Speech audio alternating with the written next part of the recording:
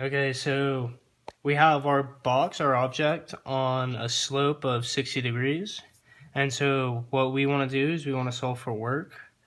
Work equals force times distance or displacement times cosine theta.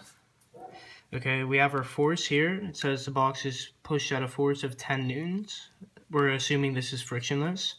So our force will be 10. Our distance is 20 meters times 20. We have the cosine of 60, which is also 1/2. So then we end up getting our work equals 100 joules. Swag. Alrighty, so for this problem, we are given the work, we are given the acceleration, and the mass of an object. So the energy expelled by this object moving this way is 40,000 joules, and it's accelerating at 3 meters per second, and the box itself weighs 10 kilograms. So our formula with involving work, force, and displacement is work equals force times displacement. We're given work here, so we can plug that in, 40,000, and we can find the force using the mass times the acceleration. So the mass is 10 times the acceleration, which is 3, which gives us a force of 30 newtons. And then the displacement we don't know, so we're going to solve for the displacement. We can make that x. So 40,000, use algebra to get all the variables on one side, 40,000 divided by 30 equals x, and we are left with x being 1,333.33 meters. Okay, now Nick will do the upward force.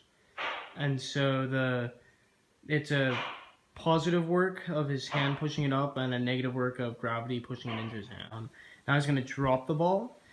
And so now gravity had the positive work on it and nothing was stopping its motion downward. So there was no negative work. Now he's going to roll the ball on this pretty smooth surface. So his positive work was rolling the ball forward, and the pretty smooth surface had some negative work hindering its motion, and then it's the same thing for the other direction.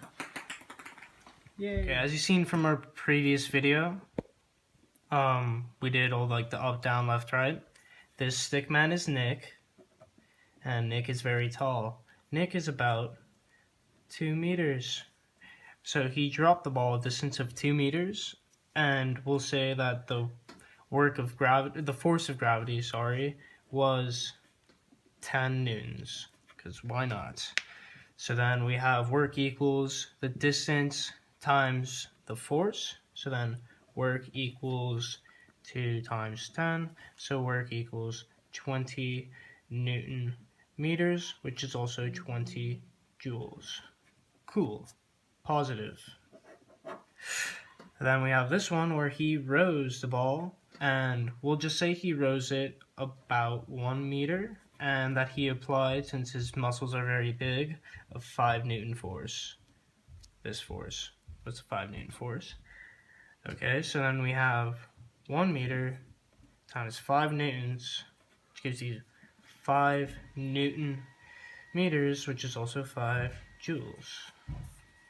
This one, pardon my poor drawing, he rolled it this way, and we'll say 10 meters, and that he applied a 20 Newton force on the ball this way. We got 20 newtons times 10 meters to give us 200 joules.